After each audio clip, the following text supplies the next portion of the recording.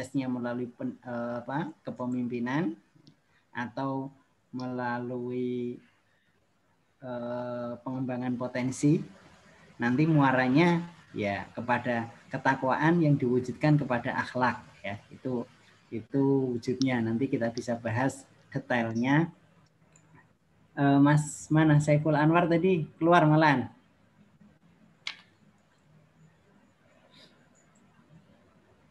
Ya, Ustaz. Oke, silakan dimulai aja, Mas, ya. Teman-temannya tiga-tiganya ada kan, Mas? Ya. Irsal sama Sofyan. Ada, Mas Irsal. Saudara Irsal dan Bang Sofyan ada nggak? Di grup sih tadi ada Ustadz Irsal. Iya, apalagi itu pulang kampung. Kalau yang dilarang kan katanya mudik, kalau pulang kampung enggak gitu loh. Ya. Jadi tinggal pinter-pinter aja kalau ngomong sama polisi gitu loh. Mereka tidak mudik. Iya, kalau misalnya kalau pulangnya sebelum Lebaran ya, pas saya mengisi khutbah salat Idul Fitri tapi di kampung sana gitu loh. Udah pesen setahun yang lalu gitu loh. Jadi nanti kalau nggak boleh Bapak nanti tak suruh ngisi loh, bilang gitu aja, nanti insya Allah diizinkan gitu loh. Polisinya kan kalau takut. Nggak dibolehin, suruh dia yang ngamplopin, suruh ngasih amplop. Iya. Oke, silakan Mas Saiful Anwar. Dimulai, Mas. Ya, langsung dibuka aja saja. Oke, silakan. Bismillahirrahmanirrahim. Assalamualaikum warahmatullahi wabarakatuh. Waalaikumsalam warahmatullahi wabarakatuh. Alhamdulillahirabbil alamin wassalatu wassalamu ala asyrafil anbiya'i wal mursalin sayyidina wa habibina wa syafi'ina wa maulana Muhammadin wa ala alihi wa ashabihi ajmain. Pertama yang segala puji bagi Allah yang Maha Mengetahui dan Maha Melihat hamba-hambanya. Alhamdulillah karena berkat rahmat dan karunia-Nya kami sekelompok bisa mengerjakan dan menyelesaikan tugas makalah mata kuliah kajian hadis pendidikan. Tidak lupa pula salawat beserta salam marilah kita lantunkan kepada Sayyidina wa Habibina wa Syafi'ina wa Maulana Muhammad yang mana telah membawa kita ke zaman yang terang menerang.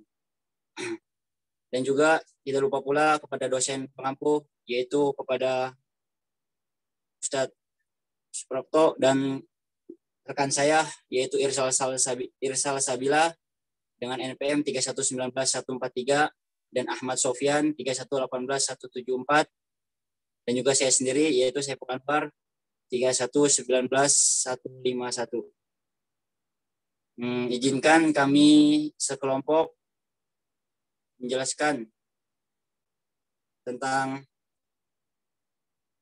yaitu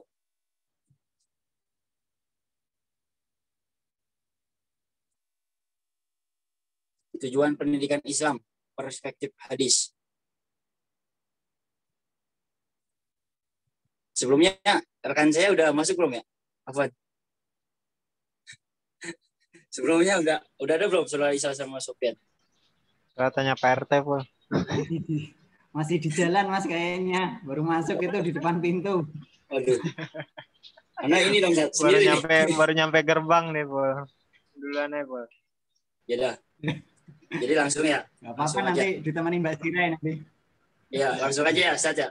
Saya jawab. So. Ya, yaitu yang pertama saya akan menjelaskan dengan bab yaitu tujuan pendidikan.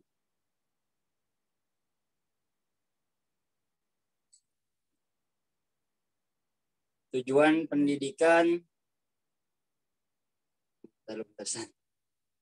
Pendidikan dapat ditinjau dari dua segi. Pertama, pendidikan dari sudut pandang masyarakat, di mana pendidikan berarti perwarisan kebudayaan dari generasi tua kepada generasi muda, yang bertujuan agar hidup masyarakat tetap berlanjut atau dengan kata lain agar suatu masyarakat mempunyai nilai-nilai budaya yang senantiasa tersalurkan dari generasi ke generasi dan senantiasa terpelihara dan tetap eksis dalam zaman ke zaman. Yang kedua, pendidikan dari sudut pandang individu, di mana pendidikan berarti pengembangan potensi-potensi yang berpendam dan tersembunyi dalam diri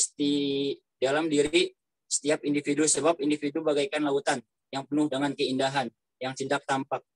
Itu dikarenakan terpendam di dasar laut yang paling dalam. Keindahan-keindahan yang terpendam tersebut perlu untuk ditampakkan ke permukaan laut sehingga dapat dirasakan keberadaannya dalam diri setiap manusia. Dalam diri setiap manusia memiliki berbagai bakat dan kemampuan yang apabila dapat dipergunakan dengan baik, maka akan berubah menjadi intan atau permata yang keindahannya dapat dinikmati oleh banyak orang. Dengan kata lain bahwa setiap individu yang terdidik akan bermanfaat bagi manusia lain.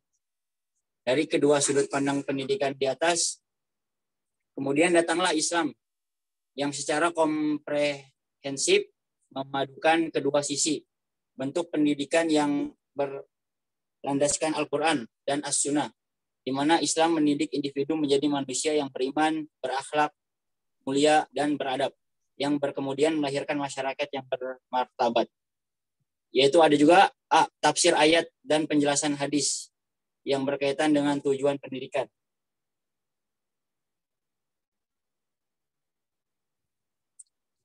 Gimana saudara Sofian, belum ada ya? Yaitu yang pertama, tafsir surat Al-Baqarah 207, tujuan pendidikan untuk mencari ridha Allah.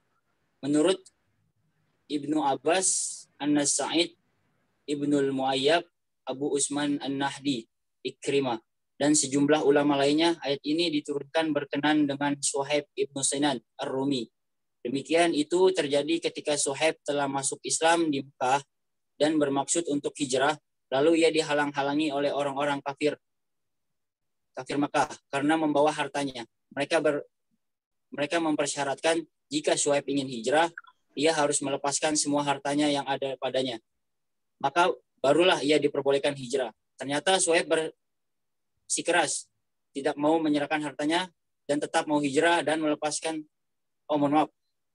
Ternyata Suhaib bersikeras hijrah dan melepas semua harta bendanya demi melepaskan dirinya dari cengkeraman orang-orang kafir Mekah. Maka ia terpaksa menyerahkan harta bendanya kepada mereka dan ikut hijrah bersama Nabi Muhammad SAW.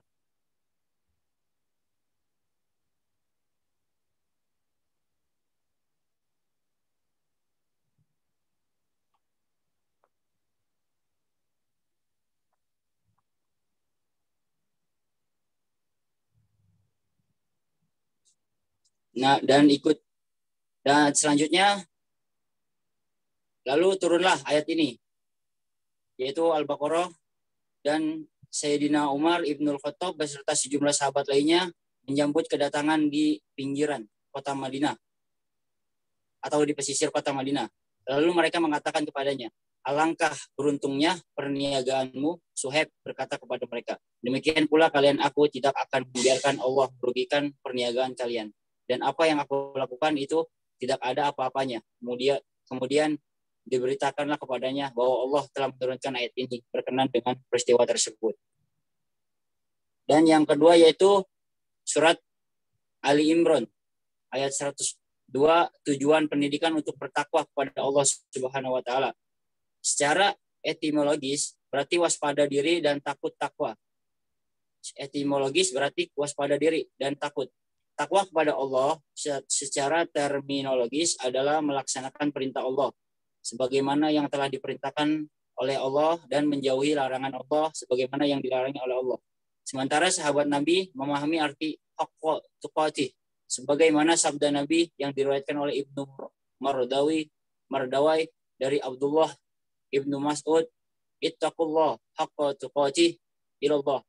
Ialah hendaknya dia ditaati, tidak dimaksiati, disyukuri, tidak diingkari, dan diingat, tidak dilupakan. HR Al-Hakim. Penggalan ayat haqqa tuqatih juga dapat bermakna bertakwa kepada Allah sesuai dengan kemampuan maksimal yang dimilikinya. Ini didasarkan pada surat At-Taghabun. Maka bertakwalah kamu kepada Allah menurut kesanggupan. Quran surat At-Taghabun ayat 16. Yang dimaksud dengan wala tamutunna wa antum muslimun. Antara lain adalah janganlah seorang itu meninggal melainkan ia berbaik sangka kepada Allah Subhanahu wa taala. Sesuai hadis Nabi yang artinya janganlah seorang di antara kamu mati melainkan ia berbaik sangka terhadap Allah Subhanahu wa taala. HR Muslim diriwayatkan oleh Imam Ahmad Abu Hurairah.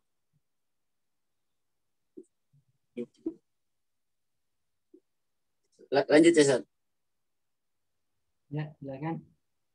Itu ada Mas Irsal Sabila, sudah ada itu. Baik, sudah ada. Ya. Oke, selanjutnya mungkin bisa diteruskan atau disambung oleh saudara saya atau rekan saya, Irsal Sabila. Baik, Assalamualaikum warahmatullahi wabarakatuh. Mohon maaf sebelumnya telat. Di sini saya akan menjelaskan penjelasan yang ketiga, yaitu dalam Quran surah Az-Zariyat ayat 56, tujuan pendidikan untuk beribadah kepada Allah Subhanahu wa taala. Nah, di sini dengan sangat jelas menggambarkan kepada kita bahwa tujuan penciptaan jin dan manusia tidak lain hanyalah untuk mengabdi kepada Allah Subhanahu wa taala. Dalam gerak langkah dan hidup manusia haruslah senantiasa diniatkan untuk mengabdi kepada Allah Subhanahu wa taala. Tujuan pendidikan yang utama dalam Islam menurut Al-Quran adalah agar terbentuk insan-insan yang sadar akan tugas utamanya di dunia ini sesuai dengan asal mula penciptanya, itu sebagai abid, sehingga dalam melaksanakan proses pendidikan baik dari sisi pendidikan atau anak didik harus didasari sebagai pengabdian kepada Allah Subhanahu wa taala semata. Nah, dalam khazanah pemikiran pendidikan Islam, pada umumnya para ulama berpendapat bahwa tujuan akhir pendidikan Islam adalah untuk beribadah kepada Allah Subhanahu wa taala melalui proses perbaikan keseluruhan hidup individu termasuk akal, hati, dan rohani, jasmani, akhlak, dan tingkah laku.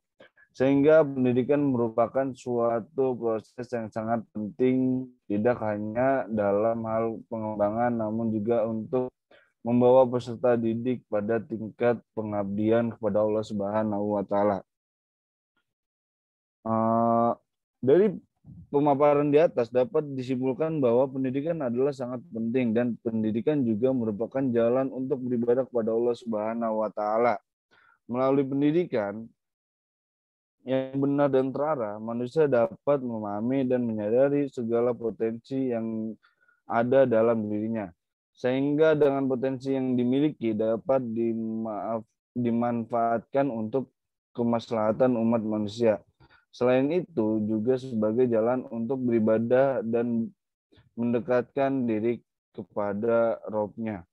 Nah, itu tadi penjelasan menurut tafsir ayat dan penjelasan hadis yang berkaitan dengan tujuan pendidikan. Nah, di sini ada 9 hadis gitu, hadis tentang tujuan pendidikan. Nah, setelah ditelusuri dari kitab As-Tis'ah yang dibantu melalui program hadis digital Maktabah Al-Kubra Asyamila dan di pun beberapa hadis Nabi SAW yang maknanya mengandung mencapai tujuan pendidikan, yaitu hadis-hadis tersebut ada 9 hadis gitu. Yang pertama yaitu hadis dari Al-Bukhari juz 1 1987 97. Nah, yang artinya Musaddad berkata, telah menceritakan kepada kami Ismail ibnu Ibrahim dan Abu Hayyan At-Taimi dan Abu Jur'ah dari Abu Hurairah, ia berkata, pada suatu hari Nabi SAW sedang berkumpul bersama sahabat. Datang Jibril dan bertanya, apakah iman itu? Nabi SAW menjawab, iman adalah percaya pada Allah, malaikat-malaikatnya beserta adanya pertemuan dengannya, rasul-rasulnya, dan percaya pada adanya hari kebangkitan. Jibril bertanya lagi, apakah Islam? Nabi SAW menjawab, Islam adalah bahwa kamu menyembah Allah dan tidak menyekutukannya, mendirikannya sholat, menunaikan zakat, yang difardukan berpuasa Ramadan, Jibril bertanya lagi, apakah ihsan? Nabi SAW menjawab, kamu menyembah Allah seolah-olah kamu melihatnya. Maka jika kamu tidak melihatnya, dialah atau Allah yang melihatmu. Nah, itu hadis Al-Bukhari juz 1. Nah, penjelasannya, hadis di atas memberikan ide kepada umat Islam tentang rukun iman yang keenam, rukun Islam yang kelima, dan penghayatan terhadap Tuhan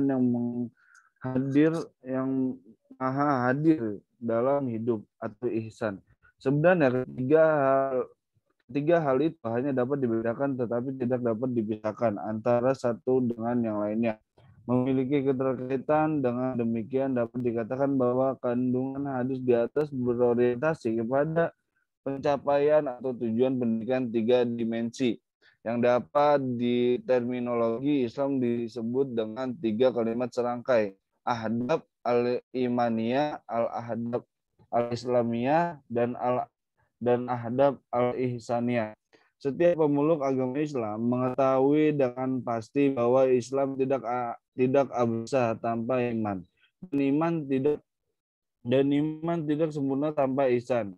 Sebaliknya, ihsan adalah mustahil tanpa iman, dan iman juga mustahil tanpa Islam. Dalam penelitian lebih lanjut, sering terjadi tumpang tindih antara 3 istilah tersebut, yakni dalam iman terdapat Islam dan ihsan, dalam Islam terdapat iman dan ihsan, dan dalam ihsan terdapat iman dan Islam. Dari sisi itulah Nurcholish Madjid melihat iman, Islam, dan ihsan sebagai trilogi ajaran ilahi.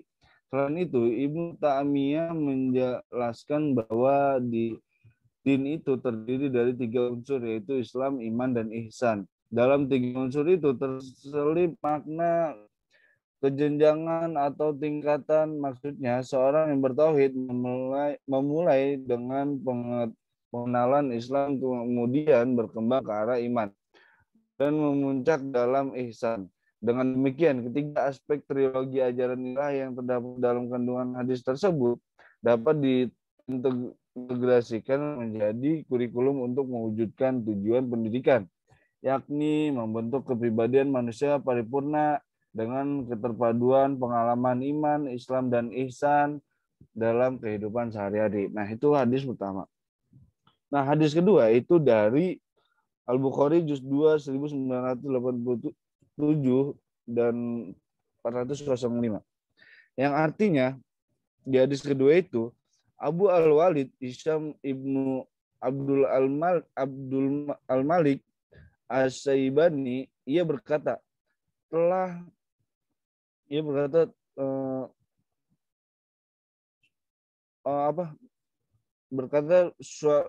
Syu'bah menceritakan kepada kami dari Al-Walid ibnu Al-Aziz, saya mendengar Abu Amr As-Saibani ia berkata telah memberitakan kepada kami sambil menunjukkan ke rumah Abdullah di mana ia berkata, saya bertanya kepada Nabi SAW, amalan apakah yang dicintai oleh Allah? Nabi SAW menjawab, sholat pada waktunya. Ia bertanya kemudian apa lagi? Menjawab, berbakti kepada orang tua. Ia bertanya, kemudian apa lagi? Nabi menjawab, berjihad di jalan Allah Subhanahu wa taala. Nah, pengertian hadis tersebut mengandung makna yang dapat mengantarkan manusia mencapai tujuan pendidikan ibadah. Dalam hadis tersebut dijelaskan bahwa ada 3 macam ibadah yang paling disukai Allah Subhanahu wa taala, yaitu sholat fardu pada waktunya, berbakti pada orang tua, dan berjihad di jalan Allah Subhanahu wa taala. Sholat yang didirikan pada waktunya merupakan konsekuensi ketaatan yang tulus manusia kepada Khaliqnya dan membuktikan bahwa manusia panggilan Allah lewat sholat adalah prioritas utamanya. Pekerjaan yang sedang dilakukan buat sementara ditinggalkan demi mengutamakan komunikasi kepada Allah Subhanahu wa taala. Dalam hal ini terlihat betapa ibadah salat mendidik manusia untuk taat aturan, disiplin, dan bertanggung jawab.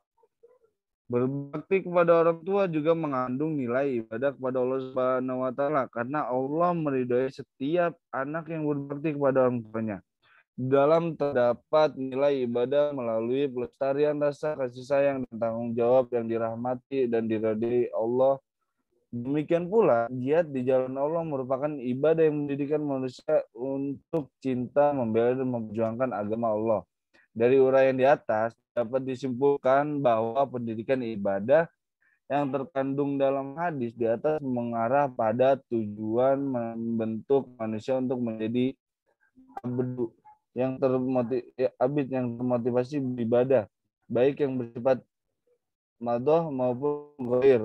Madoh dengan dasar kecintaan yang tulus kepada Allah Subhanahu wa taala atau Sang Khalik, sehingga menjadi ibadah sebagai kebetulan emosional dan spiritual, bukan sekedar menjalankan kewajiban belaka.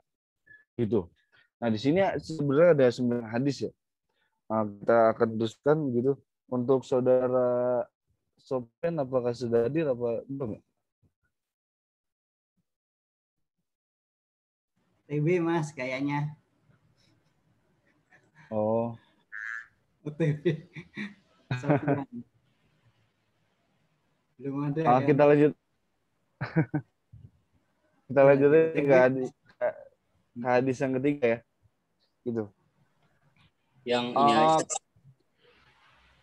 Apa? Gantian sama Mas Saiful aja. Capek. Boleh saya lanjut lagi. Saya nanya aja, kirain sudah ada gitu. Oh gitu. Siap. Lanjut. Ya. Sampai hadis ke-7. Oke, kita nyambung ke hadis yang ketiga tentang tujuan pendidikan apa gimana? Materi. Oh, boleh. Ini langsung ke 6 boleh ya, Ustaz?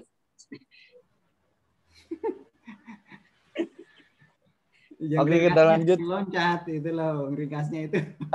Cepat intinya gitu. Jangan loncat. Kalau loncat penutupan nanti langsung salam. Oke, hadis yang ketiga yaitu Al-Baihaqi juz 2 1994-472 yang artinya Abu Muhammad Ibnu Yusuf Al-Asbahani memberitahukan kepada kami Abu Sa'id Ibnu Al-Arabi dari Abu Bakar Muhammad Ibnu Ubaid Al-Marwaruzi dari Sa'id Ibnu Mansur dari Abdul Al-Aziz Ibnu Muhammad dari Muhammad Ibnu Azlan dari Qoko Ibnu Hakim dari Abu Sholih dari Abu Hurairah. Ia berkata, Rasulullah SAW bersabda, hanya saja aku diutus untuk menyempurnakan akhlak manusia. Nah, dengan kata lain, pendidikan akhlak yang terkandung pada hadis di atas mengarah pada tujuan untuk menyempurnakan kepribadian manusia agar melahirkan perilaku terpuji yang dibentuk melalui keteladanan dan pembiasaan sehingga perilaku dan sikap yang muncul dalam pergaulan sehari-harinya adalah perilaku yang murni atas dasar ketulusan bukan karena keterpaksaan. Itu penjelasan dari hadis yang ketiga. Oke, kita lanjut ke hadis yang keempat. Dari Muslim juz 4 1991 2036. Artinya Abu Bakar Ibnu Abi Syaibah dan Ibnu Numair berkata, Abdullah Ibnu Idris dari Rabi'ah Ibnu Utsman dari Muhammad Ibnu Yahya Ibnu Hibban dari Al-Arad dari Abu Hurairah, ia berkata Rasulullah SAW bersabda, seorang mukmin yang kuat lebih baik dan lebih dicintai oleh Allah daripada orang mukmin yang lemah. Nah, mungkin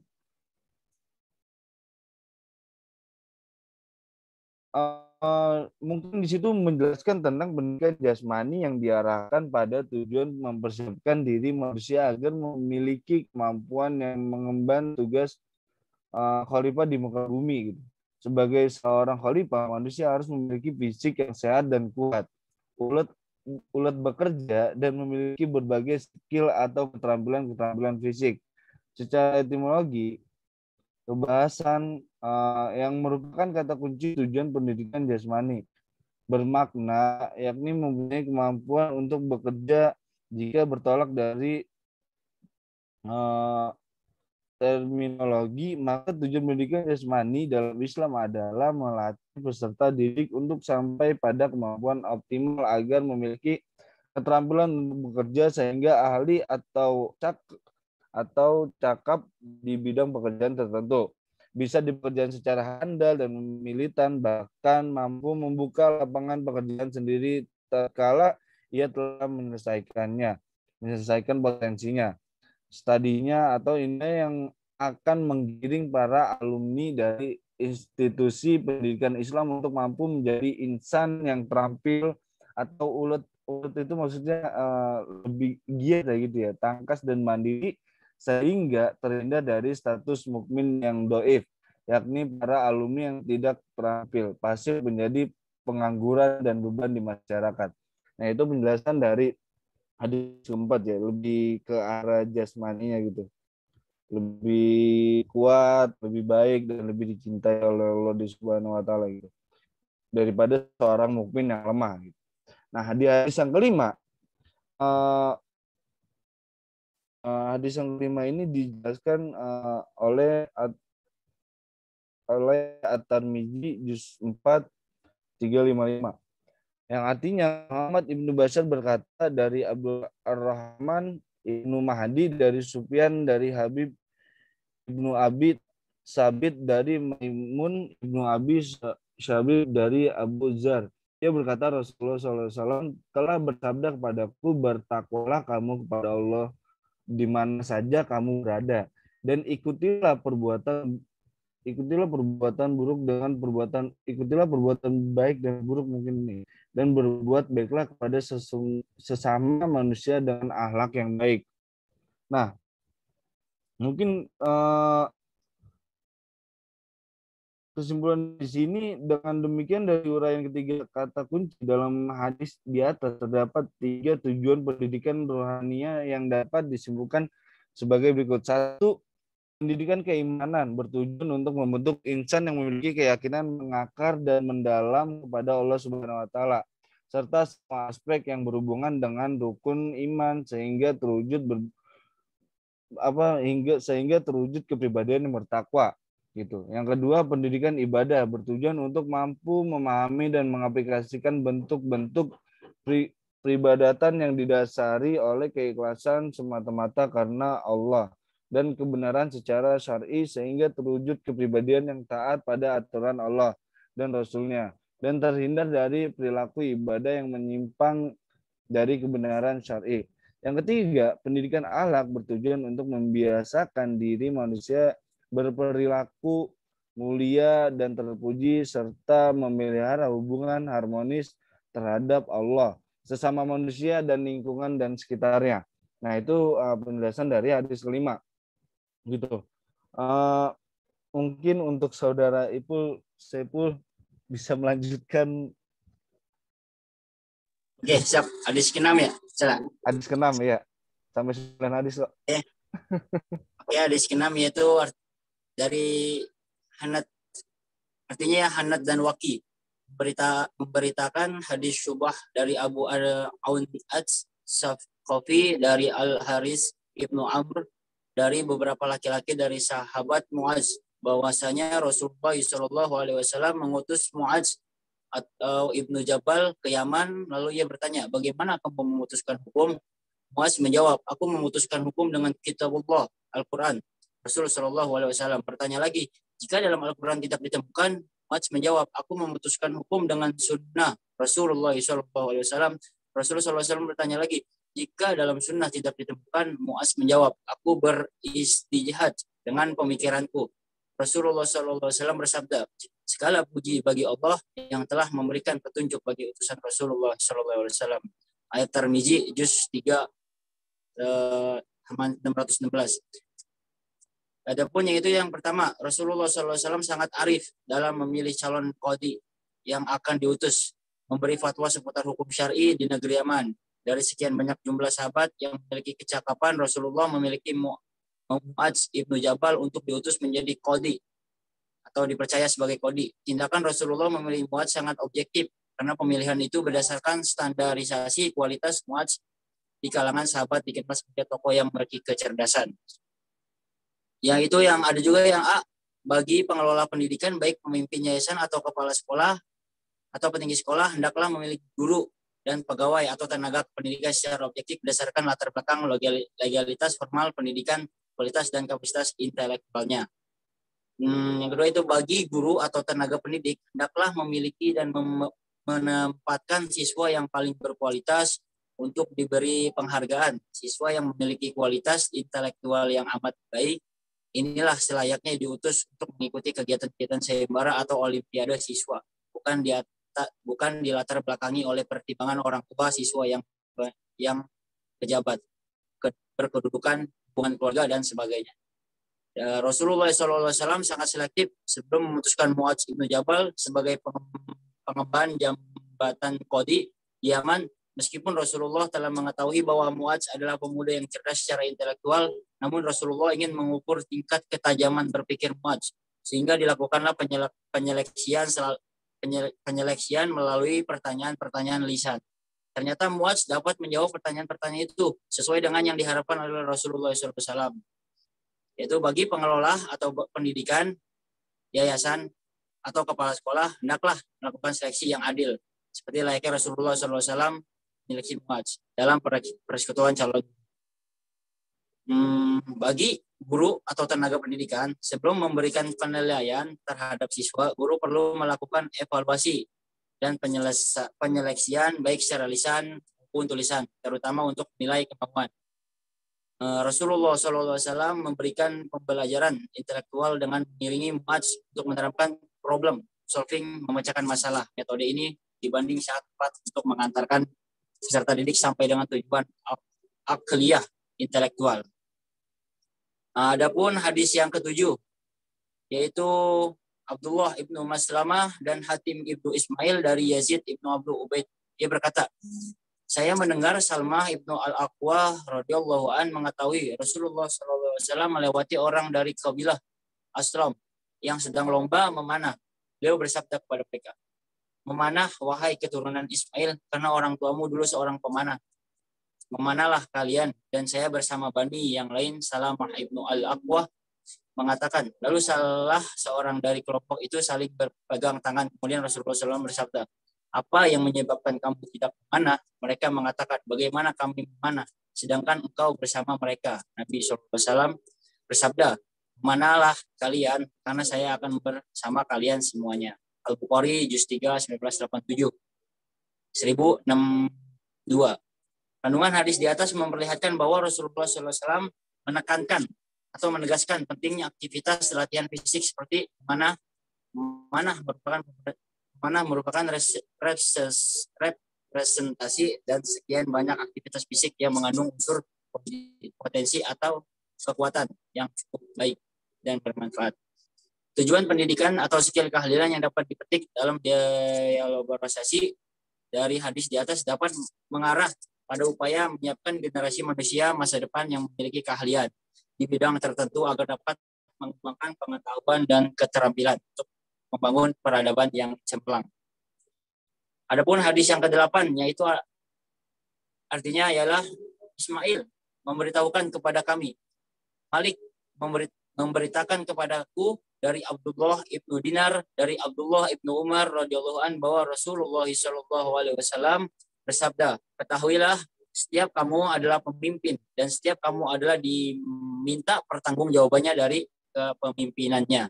Seorang imam terhadap umatnya adalah pemimpin dan akan dipinta pertanggungjawaban sebagaimana ia dalam berpimpinnya. Hadis di atas menguraikan bahwa setiap individu manusia memiliki tanggung jawab kepemimpinan di bidangnya masing-masing. Seluruh tugas kepemimpinan itu akan dihisab di akhirat nanti sebagai konsekuensi dari amanah yang telah diberikan Allah Subhanahu wa taala. Yang melaksanakan amanah dengan baik akan diberi ganjaran pahala dan ditempatkan di surga. Sebaliknya, individu yang tidak menunaikan amanah akan diberikan ganjaran dosa dan memiliki peluang untuk ditempatkan di neraka. Hadis tersebut mengandung tujuan pendidikan individu, sebab di akhirat nanti manusia akan diminta pertanggungjawabannya pribadi sesuai dengan tugas dan amanahnya, dan diembannya sebagai persiapan untuk menghadapi akhirat. Adapun hadis yang ke-9, yaitu Syaiban Ibnu Faruj dan Abu Al-Asyab memberitahukan kepada Abu Nadroh dari Abu Sa'id Al-Khudri. Dia berkata, selama kami berada dalam perjalanan bersama Rasulullah SAW, tiba-tiba datang seorang laki-laki. Maka ia mengalihkan pandangannya ke arah kanan dan kiri. Maka Rasulullah SAW bersabda, siapa yang mempunyai kelebihan kendaraan, hendaklah ia memberikannya kepada orang yang tidak mempunyai kendaraan. Dan siapa yang mempunyai kelebihan bekal, hendaklah ia memberikannya kepada orang yang tidak mempunyai bekal. Kemudian beliau belum menyebut berbagai macam harta, sehingga kamu merasakan seakan-akan tidak ada hak bagi salah seorang di antara kami untuk mempunyai kelebihan. Makna yang tersirat dari hadis tersebut juga menganjurkan manusia untuk hidup sederhana. Maksudnya, orang yang memiliki banyak harta dilarang menumpuk-numpuki hartanya. Dia dilarang tamak, dia rakus, tidak dibenarkan kaya yang berlebihan. Bila ia punya harta yang tersimpan sampai nisab dan haulnya, ia wajib mengeluarkan zakat hartanya. Jika ia punya banyak harta tetapi belum sampai nisabnya, dia anjurkan untuk selalu bersedekah. Dapat disimpulkan, hadis di atas mengandung tujuan pendidikan sosial yang diarahkan pada pengembangan sikap kepedulian sosial manusia yang didasari oleh sentuhan hati nurani dan rasa persaudaraan ukhuwah antara sesama manusia, sehingga terwujud karakter kepribadian yang saling peduli dan mampu berbagai dalam situasi. Oke, kesimpulan dari materi ini adalah tujuan pendidikan Islam. Untuk mencapai tujuan itu, pendidikan Islam harus mampu mengembangkan serta mengarahkan potensi-potensi dasar atau fitrah yang memiliki setiap individu ke arah yang lebih baik dan bermanfaat bagi manusia lain. Oke, mungkin cukup. Itu. Mungkin ada kesimpulan yang bisa saya bacakan sedikit ya. Oh iya. Kesimpulannya yaitu yang tadi terdapat di PowerPoint. Tujuan pendidikan Islam adalah terbentuknya profil kepribadian manusia paripurna yang lazim disebut insan kamil. Untuk mencapai tujuan itu, pendidikan Islam harus mampu mengembangkan serta mengarahkan potensi dasar fitrah yang dimiliki setiap individu ke arah pembentukan kepribadian yang paripurna. Berdasarkan hadis-hadis yang telah ditelaah, proses pembentukan itu diarahkan pada 9 hadis yang tadi ya. Tujuan utamanya yaitu yang pertama, tujuan pendidikan 3 dimensi. Itu dari ahadat al-imaniyah, ahadat al-islamiyah, dan ahadat al-ihsaniyah. Yang kedua, tujuan pendidikan ibadah, ahadat al-ubudiyah. Yang ketiga, tujuan pendidikan akhlak, ahadat al-khuluqiyah. Yang keempat, tujuan pendidikan jasmani, ahadat al-jismiyah. Yang kelima, tujuan pendidikan rohani, ahadat al-ruhaniyah. Yang keenam, tujuan pendidikan intelektual, ahadat al-aqliyah. Yang ketujuh, tujuan pendidikan skill atau keahlian, ahadat al-maslakiyah. Yang kedelapan, tujuan pendidikan individual atau ahadat al-fardiyah. Yang kesembilan, tujuan pendidikan sosial atau ahadat al-ijtimaiyah. Nah, perpaduan dari kesembilan tujuan utama itu yang mengantarkan peserta didik pada suatu lembaga pendidikan untuk menjadi insan kamil. Tentu saja kepribadian paripurna atau insan kamil itu telah melengkapi syarat bagi seseorang untuk mampu mengemban tugas ganda, yakni selaku khalifah yang harus memakmurkan bumi dan selaku mengabdi yang setia, abdun, kepada kholiknya. Oleh karena itu, pendidikan dipandang sebagai saran yang efektif bagi pembentukan insan kamil. Nah, mungkin itu penjelasan dari 9 hadis yang sudah kami uraikan. Selebihnya mungkin ada tambahan atau ada koreksian, karena di sini kami sebagai pemateri mungkin masih banyak kesalahan dalam memberikan materi. Dan masih banyak kekurangan gitu dari pemateri. Juga mohon maaf atas waktu yang mungkin telat dari sebelumnya gitu, karena mungkin ada kesibukan dari rekan-rekan kami gitu. Sebelumnya kami mohon maaf, dan bisa diserahkan ke moderator ya. Terima kasih untuk teman-teman udah mau meluangkan waktunya. Siap, sama-sama, Saudara Isa. Oke, mungkin Ustaz ada yang mau dibahas atau didiskusikan? Oke, terima kasih. Sebelum ini, saya absen sebentar ya. Ya, Ustaz. Jadi biar nggak jadi beban. Yang nggak masuk, siapa ya? Nauzuratun Nazifah ada nggak? Belum ada? Belum, Ustaz. Ahmad Sopian? Belum? Salman? Pemakalah. Ya, pemakalah yang bermasalah ya. Salman Al-Farisi ada. Agung? Agung ada, Agung? Belum ada? Hah? Belum. Agung belum. Terus Siti Rahayu ada. Putri Novianti ada. Putri ada tadi. Oke, Salsabila Sahroni Rahdania. Salsa? Belum ada ya? Salsabila Syaharani. Ya. Ada enggak? Ada, namun tidak merespon, Ustaz. Oh iya, udah nggak apa-apa. Mungkin lagi itu Mas nyari bukaan di pasar kali itu. Siti Fatimah. Oh tadi yang Hadir, sinyalnya Ustaz. terganggu ya. Oh, Udah Siti Fatimah. sinyalnya udah ada lagi. Oh ya, alhamdulillah. Iya. Berarti doanya dijaga itu di. Makanya kalau Ramadan itu bukan hanya doanya tentang sinyal, tentang jodoh juga harus dipanjatkan, gitu ya. Ya Allah, jodohku di mana ya Allah, gitu. Nur Aini? Nur Aini? Belum? Ada sih di situ, Ustaz. Di Zoom. Di Zoom ada. Ayu? Ayu Hadir, Widiana? Ustaz. Hadir. Budi Chandra? Hadir. Oh, hadir. Koh Naga Gunadi ada. Irsal Sabila ada. Adi Nur Rahman ada enggak? Adi? Ada, Ustaz, namun tidak menanggapi. Oke. Monica ada. Hadir. Saiful Anwar ada. Khairun Nisa? Hadir, Ustaz. Hadir. Hadir, Ustaz. Oke. Siska?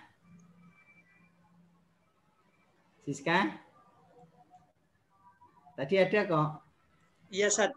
Tapi sekarang menghilang. Oh, hilang. Ya udah. Mega Zen? Mega? Ada enggak di Zoom? Sama, Ustaz, menghilang, Ustaz. Hilang. Oke. Muhammad Ilyas? Kemarin lagi itu ya, tugas keluar kota. Ada Untuk enggak? sekarang nggak tahu, Ustaz. Terbaru kemarin sih, Oke. di perjalanan pulang biasanya. Iya. Iya. Nidaul Hasanah? Hadir, Ada? Ustaz. Hadir. Oke. Bu Siti Dahria? Lagi masak ya? Nggak apa-apa lah. Nanti kalau udah matang bawa ke grup. Zahratul Aini? Zahra? Nggak ada? Ada, Tidak menanggapi, Ustaz. Ada. Oke. Hadir, Ustaz. Siap. Ibnu Ubaidillah? Ada? Hadir, Ada. Ustaz. Oke. Oke, silakan teman-teman, ada pertanyaan nggak ke pemakalah? Kalau ada, silahkan. Kalau nggak ada, ya nggak apa-apa. Kita pulang.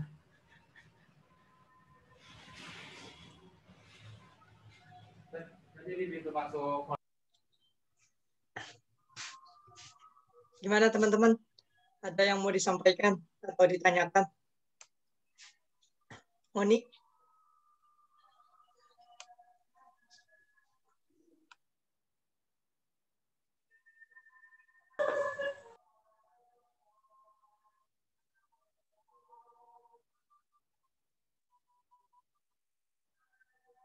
Kalau nggak ada ya nggak apa-apa juga.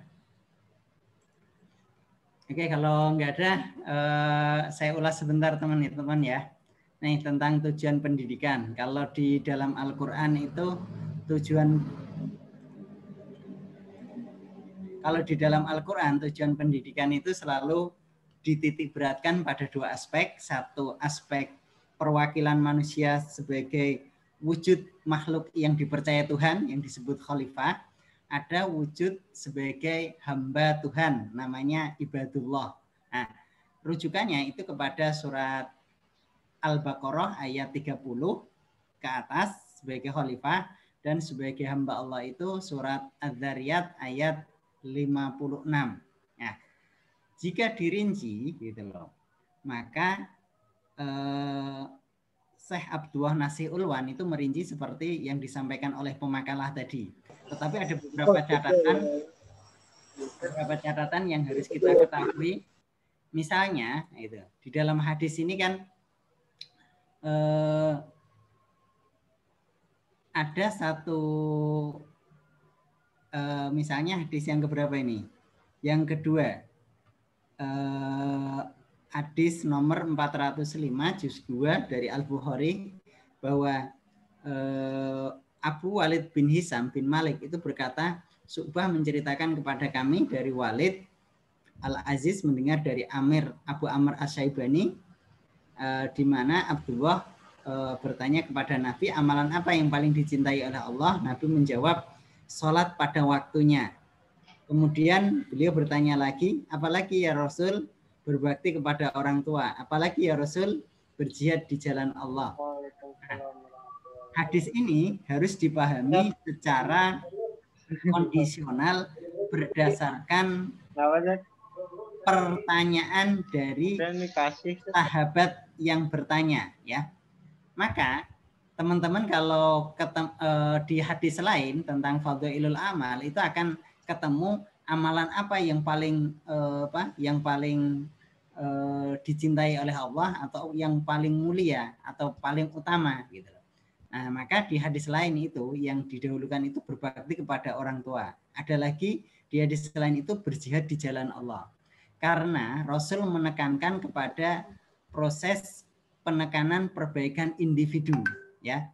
Individu artinya kalau yang bertanya dia orangnya sholatnya sering bolong-bolong, sering tidak tepat waktu, sering tidak jamaah, maka Nabi akan mengatakan sholat tepat pada waktunya.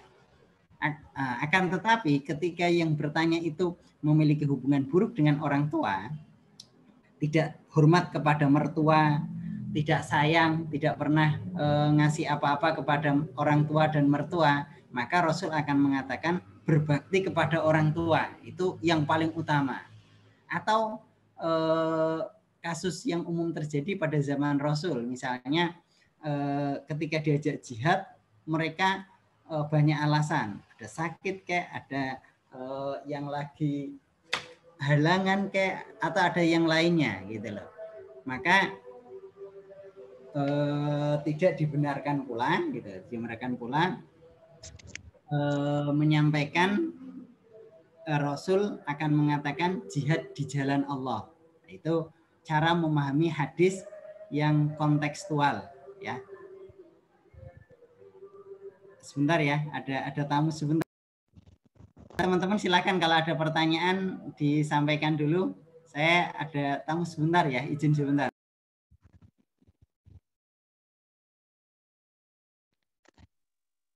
Pemakalah bagaimana pemakalah? Bisa dilanjutkan mungkin?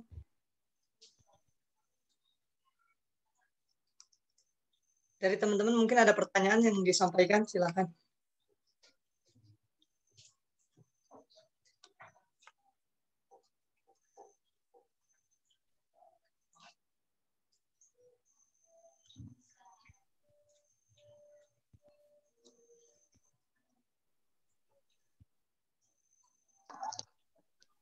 tanggal 1 Syawal kapan?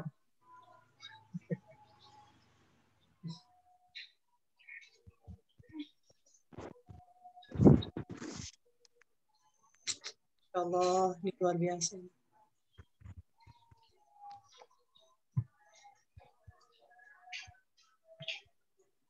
Memorize-nya saya ada menulis.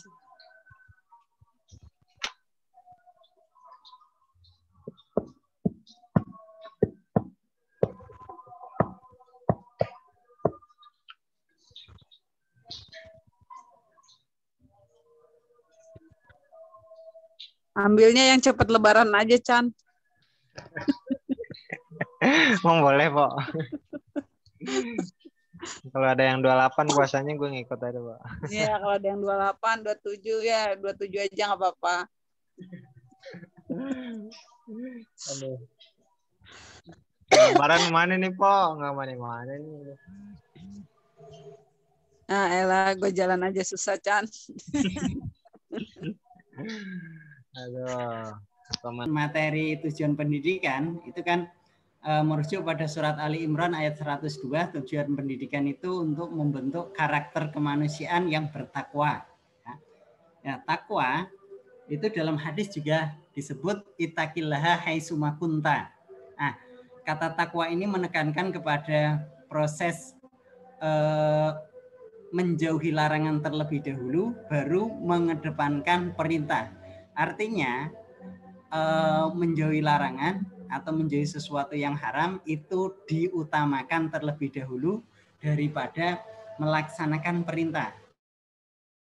Karena orang bisa jauh dari Allah atau jauh dari tuntunan agama itu awalnya dari melanggar larangan. Orang yang terbiasa melanggar larangan itu akan sulit dikendalikan. Makanya ada tradisi yang di dalam kebiasaan ulama tasawuf itu disebut dengan uzlah atau tahanus, ya. Nabi itu menerima wahyu saat beliau bertahanus. Nah, bahasa Imam Al-Ghazali itu uzlah, bahasa kita itu bertapa. Kenapa? Dalam psikologi massa itu dikatakan begini. Kalau seseorang berada dalam keramaian itu cenderung kecerdasannya menurun, ya. Tetapi ketika saat dia berada di tempat yang sepi, bersendirian, dia akan melakukan dialog dengan dirinya dan saat itulah kecerdasannya meningkat. Nah, maka kalau orang sering jalan-jalan ke mall, sering-sering kumpul di pasar tanpa ada tujuan, dapat dipastikan orientasi kerja otaknya itu akan menurun, ya. Nah, itulah kenapa Nabi itu menerima wahyu saat selesai bertahanus. Demikian pula Nabi Musa menerima wahyu setelah dari Gunung Turisina. Demikian pula Siddhartha Gautama juga turun menerima wahyu saat selesai bertapa di hutan atau di bawah pohon. Yang menurut Syekh Rashid Ridho dalam kitab Tafsir Al-Manar itu disebut watini. Itu kata atin itu mewakili pohon di mana Siddhartha Gautama menerima wahyu. Tini wa zaituni wa turi sinina wa hadzal baladil amin. Itu adalah tempat-tempat keramat di mana para nabi, para orang-orang soleh itu menerima wahyu di situ. Nah, makanya perjalanan seseorang untuk memulai dekat kepada Allah itu diawali dengan menjauhi larangan, baru perintah. Karena larangan itu didasarkan pada kemauan. Seseorang mau menjauhi larangan atau tidak itu berdasarkan kemauan. Tapi kalau seseorang melaksanakan perintah itu berdasarkan kemampuan. Tidak kuat puasa, ya puasa duhur misalnya ya Mas Chandra ya. Nggak kuat puasa maghrib, puasa duhur. Nggak kuat puasa duhur, puasa duha. Nah, atau bayar fidyah.